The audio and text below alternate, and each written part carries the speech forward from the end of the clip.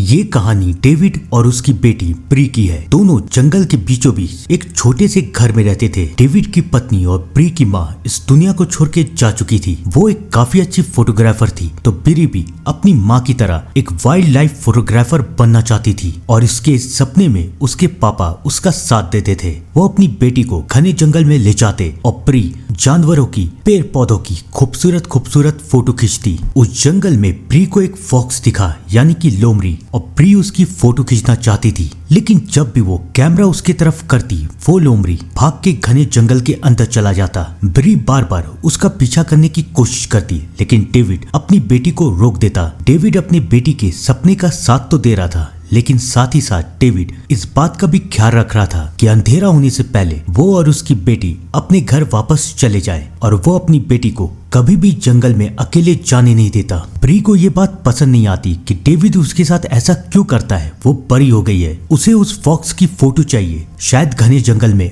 और भी जानवर हो जिसकी वो फोटो खींच सके। एक दिन वो अपने पापा से पूछती है कि आप ऐसा क्यों करते हैं, आप इतने डरते क्यों हैं, जबकि माँ ने तो मुझे बताया था कि आप एक बहुत अच्छे शिकारी थे, तब आप घने जंगल में जाने से डरते क्यों हैं। डेविड अपनी बेटी ब्री से कहता है कि आज मैं तुम्हें ऐसी बात बताऊंगा जिसे सुनने के बाद तुम्हें समझ में आ जाएगा कि क्यों मैं तुम्हें घने जंगल में जाने नहीं देना चाहता। कई साल पहले जब मेरी शादी भी नहीं हुई थी, तब मैं इस घर में अपने दोस्त चार्ल्स के साथ रहता था। तुम्हारी माँ ने बिल्कुल सही कहा, मैं एक काफी अच्छा शिकारी था और चार्ल्स भी। हम दोनों का शौक था जंगल में जाना और वहाँ शिकार करना। लेकिन एक दिन हमें एक अजीब सा जानवर दिखा। वो जानवर कौन था? भालू था, शेर था या कोई और, हमें नहीं पता। हमें बस उसका साया दिखा और हम उसके पीछे घने जंगल में चले गए। हम लोग काफी दूर तक गए, लेकिन दूर दूर तक उस जानवर का कोई भी नामो निशान नहीं मिला। काफी रात हो गई और मैंने चार्ल्स को कहा कि हमें घर जाना चाहिए, लेकिन चार्ल्स नहीं माना। मैं तो घर चला गया, लेकिन चार्ल्स अब भी जंगल में उस जानवर को ढूंढ रहा था। अगली सुबह जब मैं जंगल में गया तो मुझे चार्ल्स की लाश मिली, जो कि पेड़ में टंगी हुई थी। उसके शरीर से इतना खून निकल रहा था जितना खून आज तक मैंने कभी नहीं देखा। शायद उसे किसी भालू ने मार दिया या फिर शायद किसी शेर ने। उस दिन मैंने एक बात सीखी कि ये जंगल जितना खूबसूरत है उतना खतरनाक भी। अगर एक बार आपकी सावधानी हट जाएगी तो फिर आप किसी का भी शिकार बन सकते हैं। इसलिए मैं चाहता हूँ कि तुम कभी भी इस जंगल में अकेले मत जाओ और हमेशा अंधेरा होने से पहले घर लौट के आ जाओ। ब्री अपनी पापा की बात मान जाती है। उसके बाद डेविड अपनी बेटी को बताता है कि उसे कल शाम तक के लिए उसे शहर जाना है कुछ जरूरी सामान लाने के लिए। तो ब्री घर में अकेली रहेगी तो वो घर के सारे दरवाजे बंद कर दे और चुपचाप घर में बैठी रहे। ब्री मान जाती है। अगले दिन डेविड अपनी बेटी को छोड़ के शहर चला जाता है। वो रात में वापस आ जाएगा, लेकिन बेचारे डेविड को पता नहीं था कि उसके जाने के बाद उसकी बेटी आखिरकार करेगी क्या। डेविड तो चला जाता है और ब्री ये सोचती है कि वो अकेली है। पापा तो बकवास करते रहते हैं। पापा शायद मुझे डराने की कोशिश कर रहे हैं ताकि मैं जंगल में अकेली ना जाऊं, लेकिन मैं भी डरने वाली नहीं हूँ। और उसके बाद ब्री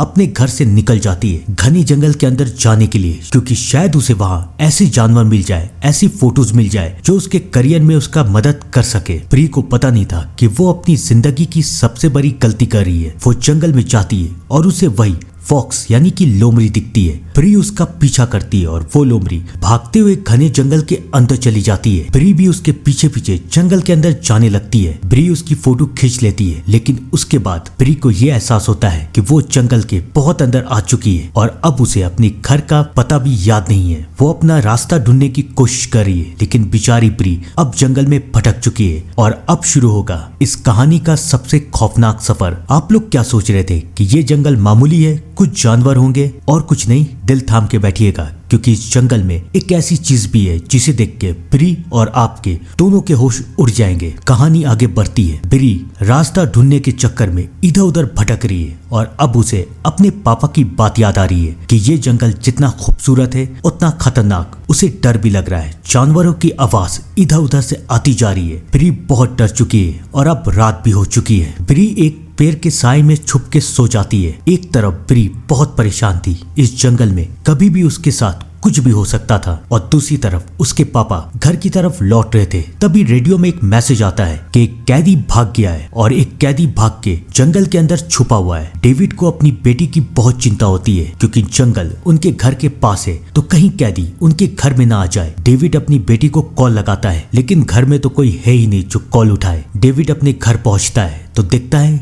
कि उसकी बेटी का नामो निशान दूर दूर तक नहीं है। वो समझ जाता है कि उसकी बेटी ने अपनी जिंदगी की सबसे बड़ी गलती कर दी है, लेकिन अब डेविड को अपनी बेटी को बचाना था। वो भी उस जंगल के अंधेरे में चला जाता है। तो क्या ये बाप बेटी बचेंगे? आइए जानते हैं। सुबह हो जाती है। ब्री एक बार फिर से रास्ता ढूंढने के लिए बाहर की तरफ निकलती है, लेकिन अब बेचारी ब्री को पता नहीं था कि उसका सामना किससे होगा। वो कैदी याद है ना, जिसके बारे में न्यूज में बताया गया था? वो कैदी ब्री को मिल जाता है। वो ब्री को दिखता है और अब वो ब्री को मारना चाहता है। ब्री डर के मारे उससे भागती है और वो कैदी ब्री के पीछे पीछे भाग रहा है। इससे पहले वो कैदी ब्री को मार पाता, ब्री उसे अपने कैमरे से घायल करके वहां से भाग जाती है। लेकिन फिर ब्री ये देखती है कि उस कैदी के पास एक साया आ रहा है और फिर ब्री का सामना होता है इस जंगल के शैतान विडुंगो से। विडुंगो उसके सामने उस कैदी को फाड़ के खा जाता है। अगर आप लोगों को पता नहीं है कि विडुंगो क्या होता है तो मैं आप लोगों को बताता हूँ। विडुंगो एक जंगल का शैतान होता है जो कि पहले एक इंसान था, लेकिन शैतानी शक्तियों की पूजा करते हुए वो एक शैतान बन जाता है जिसके अंदर ना कोई फीलिंग्स है,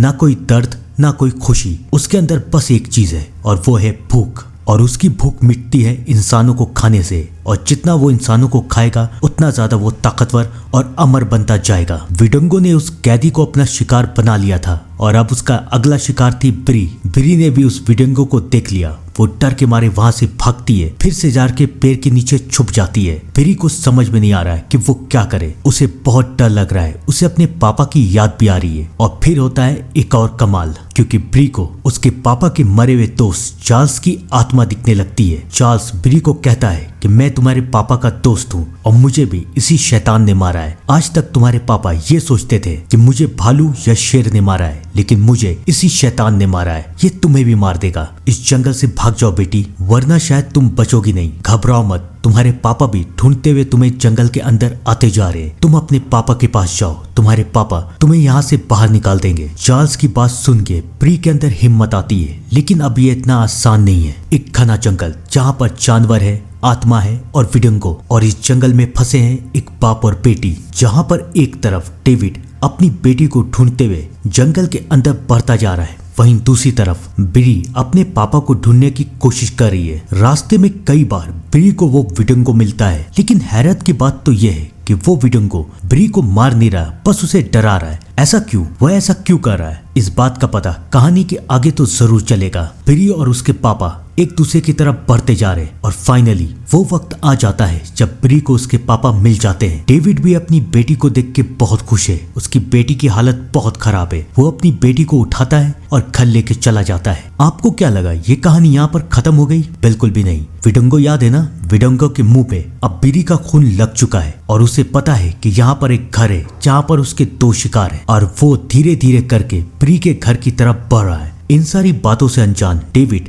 अपनी बेटी को संभालने की कोशिश कर रहा है। ब्री डेविड को सब कुछ बता देती है कि जंगल में मुझे चार्ल्स की आत्मा मिली और चार्ल्स ने मुझे बताया कि उन्हें किसी जानवर ने नहीं बल्कि विडुंगो ने मारा है। ब्री अपने पापा को ये भी बताती है कि उसके ही सामने विडुंगो एक कैदी को मार के खा गया। डेविड को ऐसा लग रहा है कि उसकी बेटी डर चुकी है, उसे भ्रम हो रहे हैं और शायद वो डर के मारे एक शैतान को इमेजिन कर रही है। डेविड अपनी बेटी को समझाता है सब कुछ ठीक हो जाएगा, ये सब तुम्हारा भ्रम है, तुम्हारी इमेजिनेशन है, प्लीज इस बारे में मत सोचो। लेकिन ब्री अपने पापा को समझाने की कोशिश कर रही है कि उस जंगल में एक शैतान है और वो आज नहीं तो कल हमारे घर तक जरूर पहुंच जाएगा, हमें उसे मारना चाहिए। लेकिन डेविड अपनी बेटी की बात मान नहीं रहा। ब्री काफी जिद करती है। तब डेविड ब्री से कहता है ठीक है, मैं पुलिस को बुला लेता हूँ। पुलिस आके उस जंगल को चेक करेगी और अगर उस जंगल में कुछ है तो वो हमें बचाएगी। ब्री मान जाती है। अगली सुबह डेविड पुलिस को बुलाता है और रात तक पुलिस उनके घर में आ जाती है। शेरिफ डेविड को समझाता है कि मैं जंगल के अंदर जा रहा हूँ, वहाँ चेक करता हूँ और थोड़ी देर के बाद मैं तुम्हारे घर आता हूँ। डेविड कहता है ठीक है। शेरिफ तो चला जाता है, लेकिन उस बेचारे को ये नहीं पता था कि जंगल में उसका सामना किससे होगा। वो विडुंगो उस शेरिफ के पीछे जाता है और उसे भी फाड़ के खा जाता है। इन सारी बातों से अनजान डेविड शेरिफ का इंतजार कर रहा है। काफी देर हो चुकी है लेकिन शेरिफ अभी तक नहीं आया। अब डेविड को भी डर लग रहा है, लेकिन वो ये बात अपनी बेटी को नहीं बता रहा। तभी उसे एहसास होता है कि उसके घर के बाहर कोई आया है। उसे ऐसा लगता है कि शायद ये शेरिफ है और वो जैसे ही घर का दरवाजा खुलता है तो उसके सामने विडंगो है। इससे पहले विडंगो उसे मार पाता, डेविड विडंगो के ऊपर 2 गोलियां चला देता है। अभी के लिए तो विडंगो वहां से जा चुका है, लेकिन वो लौट के जरूर आएगा। गोली की आवाज सुन के प्री अपने पापा से पूछती है कि आपने गोली क्यों चलाई, कौन था बाहर। डेविड अपनी बेटी को डराना नहीं चाहता था, तो इसलिए वो अपनी बेटी से झूठ कह देता है कि अरे बाहर एक जानवर आ गया था तो उसे भगाने के लिए मैंने गोली चला दी। प्री को लगता है कि शायद उसके पापा सही कह रहे हैं, वो तो सोने चली जाती है। लेकिन अब डेविड को भी डर लग रहा है। वो बाहर की तरफ निकलता है। विडंगो के खून के निशान है, लेकिन विडंगो दूर दूर तक कहीं नहीं है। वो समझ जाता है कि उसकी बेटी सच कह रही थी। अगले दिन वो पुलिस हेडक्वार्टर कॉल करता है, शेरिफ के बारे में पूछता है तो उसे पता चलता है कि शेरिफ तो वापस हेडक्वार्टर गया ही नहीं। वो समझ जाता है कि वो शेरिफ भी विडंगो का शिकार बन चुका है। वो विडंगो के बारे में पता करने के लिए एक डॉक्टर से बात करता है और वो डॉक्टर डेविड को कुछ ऐसी बातें बताता है जिसे सुनने के बाद डेविड की रूह भी कांप जाती है। वो डॉक्टर डेविड को बताता है कि विडंगो नाम का शैतान जिंदा रहने के लिए जिंदा लोगों को खाता है और अब वो तुम्हारी बेटी और तुम्हारे पीछे है। डेविड पूछता है कि उसने मेरी बेटी को मारा क्यों नहीं जब वो उसके साथ जंगल में अकेली थी। डॉक्टर उसे समझाता है कि वो चाहता था कि उसकी बेटी विडंगो को अपने घर तक ले जाए ताकि उसे और भी शिकार मिले, और अब उसे तुम्हारे घर का पता मिल चुका है और वो आज नहीं तो कल तुम्हारे घर के अंदर आके तुम्हें मारने की कोशिश जरूर करेगा। डेविड डॉक्टर से पूछता है कि उसे कैसे मारा जाए। डॉक्टर कहता है कि विडंगो को मारने का सिर्फ एक ही तरीका है कि उसके टुकड़े टुकड़े कर दो, ऐसे ही विडंगो को मारा जा सकता है, वरना नहीं। अब डेविड उस विडंगो को मारने के लिए तैयार था और अब वक्त आ चुका था कि डेविड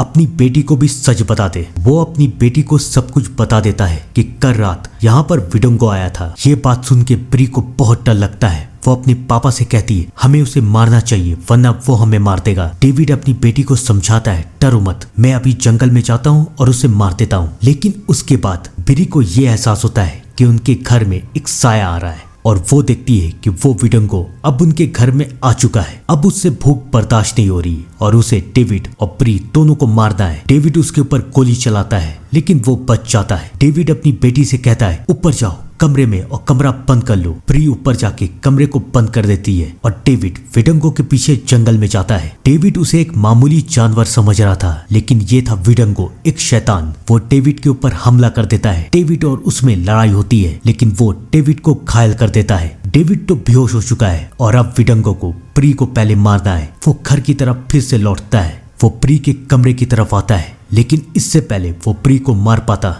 डेविड को अब होश आ चुका है। वो अपने घर आता है और चाकू से विडंगो के ऊपर हमला करके उसके टुकड़े टुकड़े कर देता है। विडंगो नाम का शैतान खत्म हो चुका है और प्री और डेविड अब बहुत खुश है। अब डेविड को अपनी बेटी का सपना पूरा करना है। वो जंगल की तरफ फिर जाते हैं और प्री का कैमरा ढूंढते हैं। प्री का कैमरा उन लोगों को मिल जाता है। वो दोनों बहुत खुश है। लेकिन आप लोगों को क्या लगा कहानी यहाँ पर खत्म? नहीं, फाइनल ट्विस्ट तो अभी बाकी है। प्री अपने कैमरे की फोटो देख रही है और तभी एक फोटो को देख के वो डर जाती है। वो ये फोटो अपने पापा को दिखाती है और कहती है इस जंगल में एक नहीं बल्कि 2 विडंगो है, एक तो मर चुका है और एक अभी भी यहाँ है। ये सुन के डेविड डर जाता है और यहाँ पर होती है ये कहानी खत्म। लेकिन मुझे लगता है कि इस कहानी का पार्ट 2 भी आना चाहिए। आपको क्या लगता है कमेंट करके जरूर बताइएगा। तब तक के लिए thank you and good bye.